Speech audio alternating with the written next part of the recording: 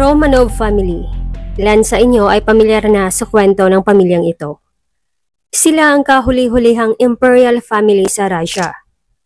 Mahigit 3 siglo o 300 na muno ang kanilang angkan. Subalit isang matinding trahedya ang nagpabago ng kanilang kapalaran na nagresulta na tuluyan silang nabura sa mundo. Ano ang dahilan sa likod ng kanilang katapusan at paano ito nagsimula? Pakinggan natin ngayon ang summarized story ng Romanov family.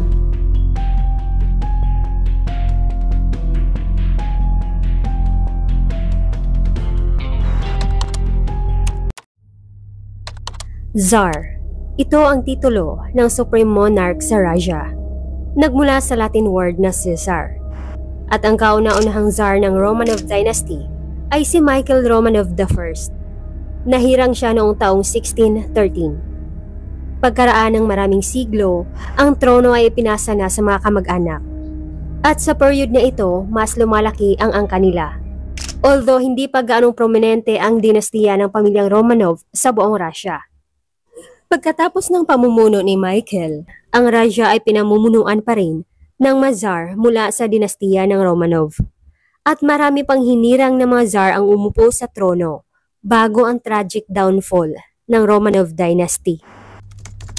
May 26, 1896, nakoronahan si Nicholas Romanov II. Siya ang kahuli-hulihang Tsar ng Imperial Russia bago ang malagim na katapusan ng kanyang pamilya. Sino-sino nga ba ang mga miyembro ng last imperial family ng House of Romanov?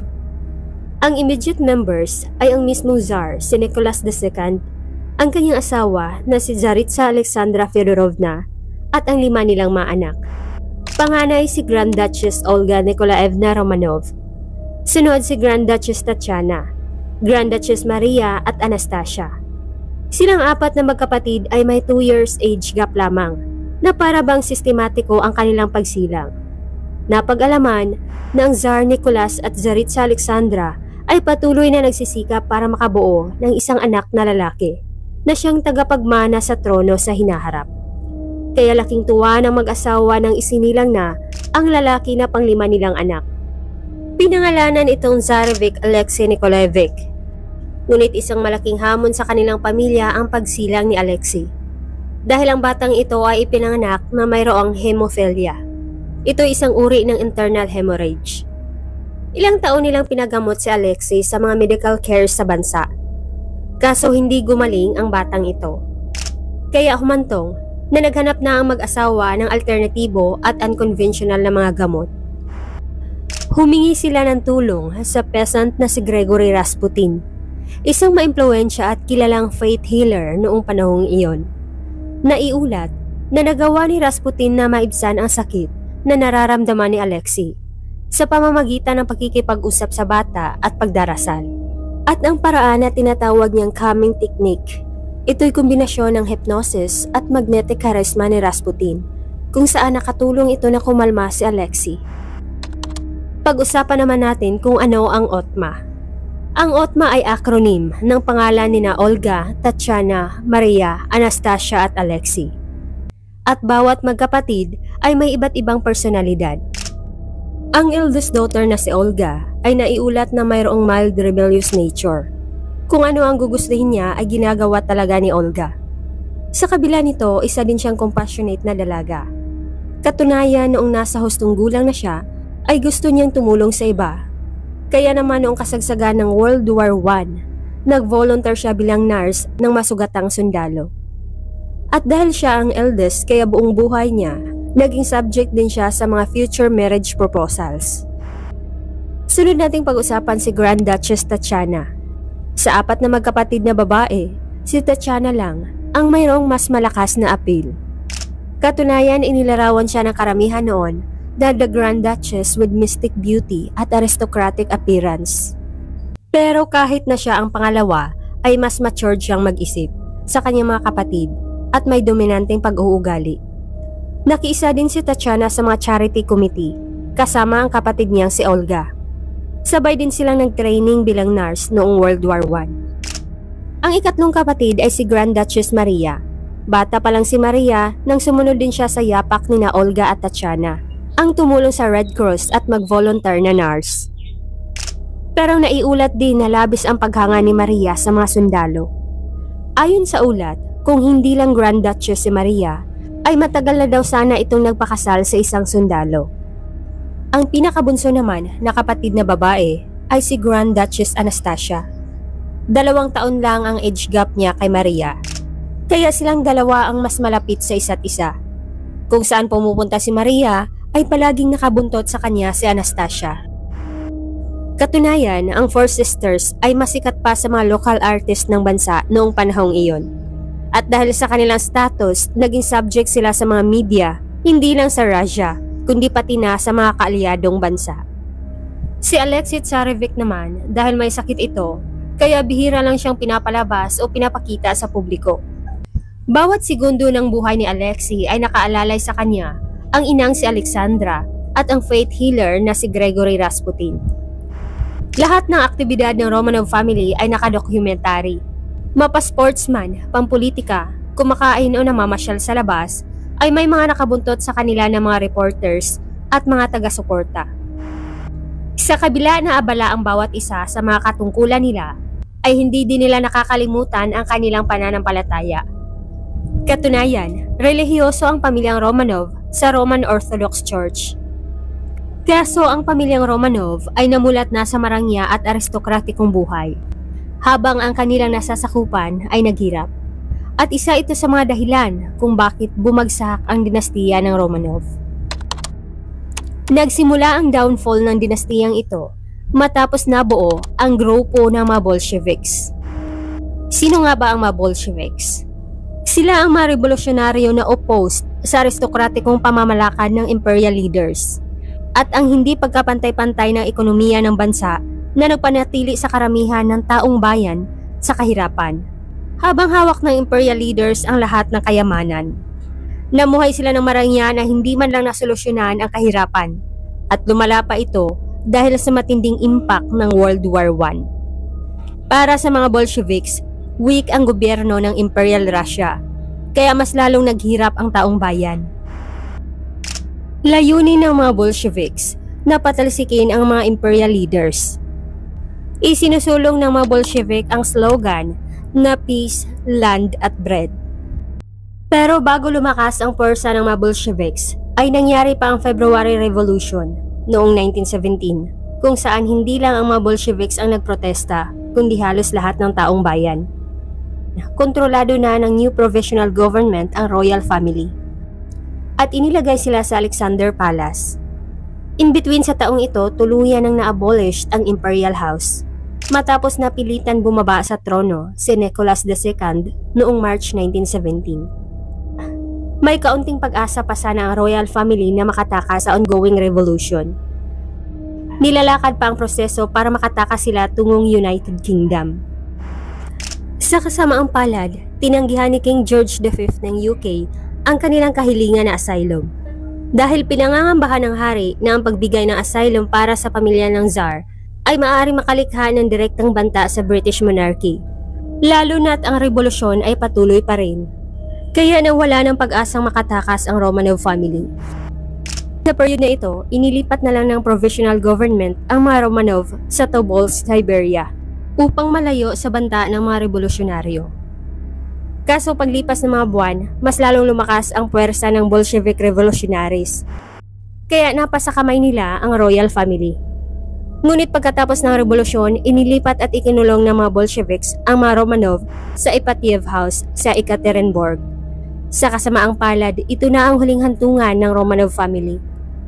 Ngayon pag-usapan naman natin ang alleged story na may nabuo umanong romansa sa pagitan ni Maria Romanovna at ng isang gwardya, while nakakulong pa ang kanilang pamilya. Ang totoo, isa lamang itong myth, kwento na walang basihan. Kailanman ay walang makikitang historical na ebidensya na magpapatunay sa nabuong romansa nila. Ngunit, sukdula na ang galit ng mga revolusyonaryong Bolshevik, lalo na ang founder nila, na hindi pa rin satisfied sa pagbagsak ng Romanov dynasty. Inabuso nila ang pagkakataon na lumakas na ang kanilang puwersa.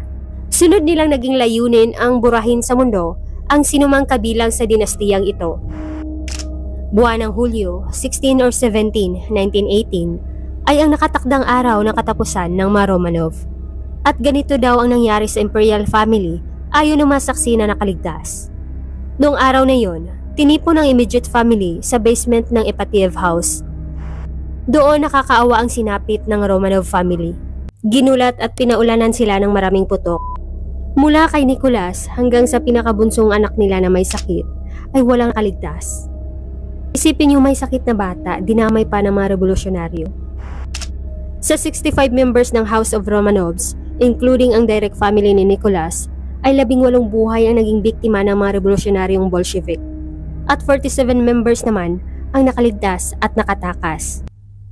Ngunit pati ang entourage ng imperial family ay hindi rin nakaligtas. Kabilang ang kanilang physician, lady-in-waiting o assistant na magkapatid, ang footman nila at head cook. Ang sinapit nila ay under sa order ng Ural Regional Soviet. Ngunit alam niyo ba, hindi lang dito nagtapos ang karahasan ng mga Bolshevik sa mga Romanov, sa kabila na 18 buhay na ang kinuha nila. Ang mga biktima ay dinala pa nila sa gubat. At sa article na ito ay nakalathala ang mga kademonyohan nila sa mga Romanov. Kahit kayo ay kikilabutan sa sinapit ng mga biktima. Ginawa ng mga Bolsheviks ang mga nakakagambalang paraan upang hindi na posible pa ang identification. Galit ang nangingibabaw sa mga Bolsheviks sa aristokratikong pamilya. Gets ko ang layunin nila na makamit ang bagong reforma ng bansa. Ngunit ang idamay ang mga inosenteng buhay ay hindi na tama. Subalit, hindi lang ito ang pinakadahilan ng mga Bolsheviks kung bakit nag-carried out sila sa execution. Ang isang dahilan ay takot ang leader nila na masagip ang mga Romanov ng mga mas makapangyarihan na kaalyado tulad ng Czechoslovak Legion at White Forces. Pinangangambahan kasi ng Bolshevik forces na ma-overpower sila o matalo ng oposisyon. Pero alam niyo ba, after mawala ng mga Romanov ay hindi agad inanunsyo ng mga revolusyonaryo ang tunay na sinapit ng mga biktima. Inihayag lamang ng mga Bolshevik sa publiko ang pagkamatay ni Nicholas II. Kaya marami ng mga nagtaka na mga kaalyado ng Romanov family. Sa sumunod ng 8 taon, ang Soviet forces ay pinanatili ang kasinungalingan tungkol sa sinapit ng mga Romanov. At kung ano-anong mga misinformation ang pinakalat nila upang hindi sila mablame. April 1922, hindi pa rin natagpuan ang whereabouts ng Romanov family. Kaya nabuo ang isang investigasyon na inilunsad ng grupo ng mga Russians na oppose sa mga Bolsheviks at Soviet. At maraming mga saksi ang nagbigay ng mga impormasyon ukol sa tunay na nangyari sa mga Romanov. At itinuro nila ang mga Bolsheviks bilang perpetrator, kung saan tumanggap daw sila ng utos mula sa leader ng Soviet regime na si Vladimir Lenin at Yakov Sverdlov na organizer ng Bolsheviks Revolutionaries. Kaso itinanggi nila ang paratang. Panatag sila sa kasinungalingan habang hindi pa natagpuan ang Romanov family. Paglipas ng mga taon, patuloy nililihis ng Soviet regime ang investigasyon kung sino ang nagpasimuno o nag-utos ng execution. Wala umanong kinalaman ang cabinet leader ng Soviet na si Vladimir Lenin. Hindi na daw matatagpuan ang imperial family dahil nawasak na daw ang mga ebidensya.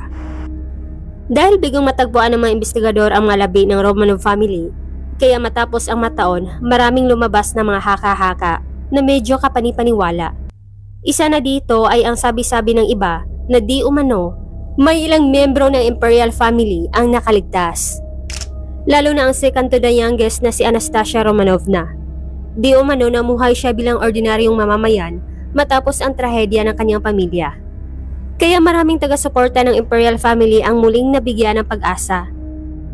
Subalit ang balitang ito ay nakakuha din ng atensyon sa media, kaya halos lahat ng tao sa Russia at ibang dako ng mundo naniwala sa balitang ito. Ngunit kalaunan nawasak ang kanilang pag-asa nang malaman nilang impostor lamang ang nagpakilalang Anastasia. At hindi lang si Anastasia, marami pa ang naglabasan ng mga impostor ng ilang miyembro ng Romanov family. Ilang dekada ang lumipas na walang napanagot na sangkot. Taong 1991, matapos ang masikap na investigasyon, natagpuan na ang burial site. Ito'y natagpuan sa mass grave, malapit sa Ekaterinburg. Ang initial grave ay naglalaman ng malabi na pag-aari ng 9 katao. Pinaniniwalaan ng mga experts na ang mga ito ay mga labi ni Tsar Nicholas, ang kanyang asawa, ang 3 sa mga anak nila, at 4 na mga retainers ng pamilya. Subalit missing ang malabi ng 2 pang mga anak. Lumipas pa ang mga taon bago formal inanunsyo sa publiko na ang initial remains na natagpuan ay pag-aari nga ng mga Romanov. Ito'y nakumpirma noong 1994. Matapos nagsagawa ng DNA forensic analysis investigation ang Russian at British experts. Taong 2007, nang natagpuan na ang isang maliit na hukay malapit lang sa first grave site. Ito ay pinaniniwalaan ng mga labi ng nag-iisang anak na lalaki na si Alexei at ang isa pang anak na babae. Napatunayan din ito ng DNA forensic analysis. Ayon ng investigador, ang mga Romanov ay biktima ng political repression. 8 dekada matapos ang trahedya, ang malabi ng mga Romanov ay naitala na sa state funeral na dinao sa Peter and Paul Cathedral sa St. Petersburg. Taong 2011 ang pinaka-latest investigation sa kasong ito. Layunin ng mga investigador na matukoy kung sino ang instigator ng execution. Pareho nilang inimbestigahan ang mga hinihinalaang sangkot noon na sina Lenin at Sverdlov. Kaso matagal na silang pumanaw at walang natagpo ang written documents ang mga investigators na nagtuturo sa dalawa bilang mastermind. Kaya magpahanggang ngayon, hindi pa rin totally solve ang kaso ng Romanov family. Pero naniniwala pa rin ang halos lahat sa Russia na nasa kina Lenin lang at Sverdlov ang sangkot. Magpahanggang ngayon, marami pa rin ang mga taong interesado sa kaso ng Romanov family. At dito nagtapos ang kwento ng last imperial family ng Russia. Hanggang dito lamang mga ka-curious. Maraming salamat sa lahat na nanood at patuloy pa rin tumangkilik sa Filipino Curious.